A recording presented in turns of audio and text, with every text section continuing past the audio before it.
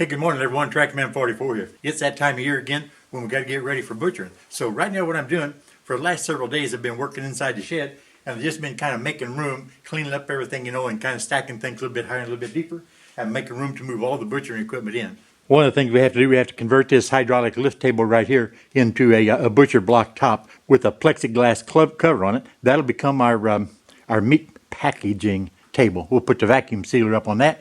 But over here on this side here, I went ahead and moved a lot of the woodworking equipment back underneath the hoist and beyond. And then, of course, over here on the other side, we're going to be relocating this year. We're going to put the butcher table itself on that far side because it's a little bit colder over there. And that way, I'll be able to have the granddaughters and most of the ladies working on this side over here next to the heat supply. So that's going to work out a whole lot better for us, I hope. So okay, a little progress. I got the sausage grinder, the bacon slicer and stuff, and I got parts of the bandsaw here and a couple of the spare tables that we're going to be setting up.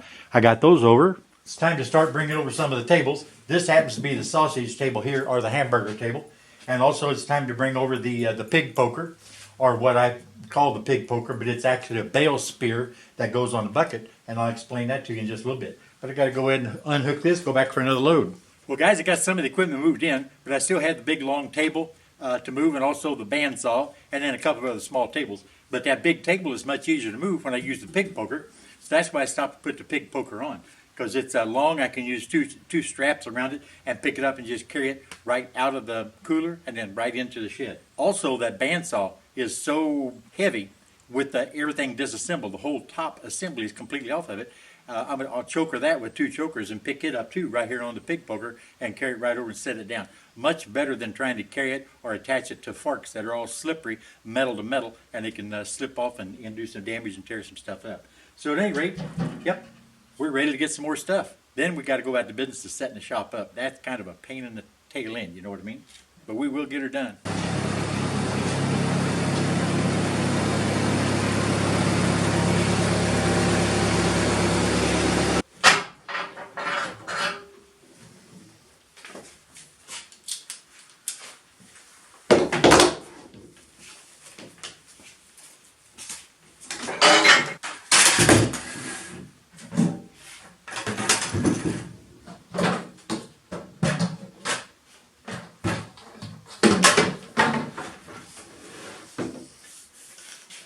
Not a bad way for moving a big table like that. Don't have to strain or anything. Just reach right up there, pull it right out of the cooler, and pick it up and just bring it on over. And those are also the clean buckets, the super clean buckets that we use for the hamburger, for the beef, and also for the sausage, for the pork.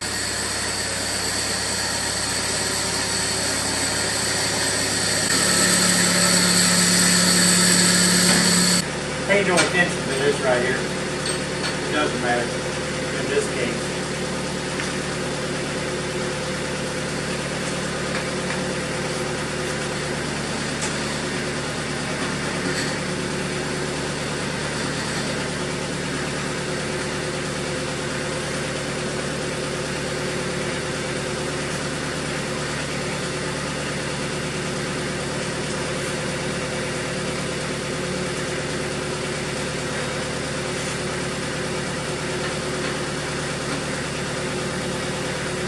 What I was pointing to was that nylon strap right mounted up over the top of that flat iron, that flat plate I've got on there for a backstop.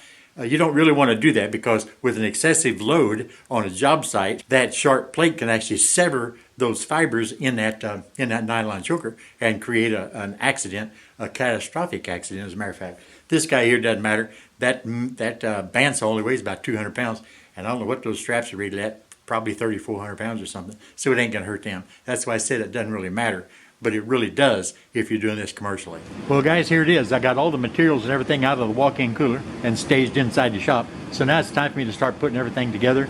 Everything is fairly well clean. We clean everything before we store them for the season, and then inside the cooler, it keeps the dust and everything off of them, so it's actually pretty nice. But I still have to assemble everything, like the bandsaw's got to go together. My butcher block top has got to go into this hydraulically lifted table right here. Got to remove the vices and all that stuff, work the grease and oil off of it and put that butcher block on top. And then and set everything else up, and then we'll be good to go. So in case it turns off just a little bit chilly, I got a little bit of wood over there, racked up, behind the 2-post car lift. And I got a little stack here, in the corner. So if it turns off a little chilly, we'll be able to keep a fire in here. Should get up nice and toasty. This side's going to be the ladies' side this year. I'm going to let the guys over there, with the butchering table on the colder side of the shed, because that way my granddaughters and the ladies over here trimming and packaging won't get cold like they did last year. I kind of got my complaints fielded last year because I didn't have the fire. I wasn't paying attention. Didn't keep it going good enough last year. But this year we're right here by the furnace, so they should be happy to much happier this year, I'm hoping. So you know what? I got to get busy and put all this stuff together, and I'll come back, give a quick shot at it when we get it all together. Okay guys, here it is just a little while later. We're just about ready for meat. There's the butcher block top. I told you I was going to put on that hydraulic workbench. So that's ready for the vacuum sealer. We'll be mixing the sausages and everything, because we're doing the hogs this weekend. That white table will be for mixing sausages and then packaging right there.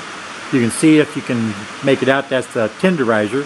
We're not going to use that on pork, but that's ready for the beef next weekend. Just have to have it ready. Right here in front is going to be the trimming table where we cut all the larger pieces of meat down into sausage grinding sizes. There's a grinder right there with the trays and everything. It's going to sit on this little stand right here. So that's all ready to go. There's the main butchering table over there. Got a few meat boxes on it. We'll be coming in that far door with the pig poker and setting the halves of hogs right onto that table, then back it out, closing the door.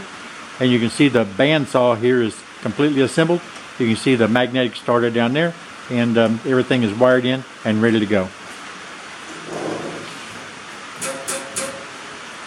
All I got to do yet is fire this thing up and make sure it's going to run, I got all the wires to it, but ain't turned it on yet.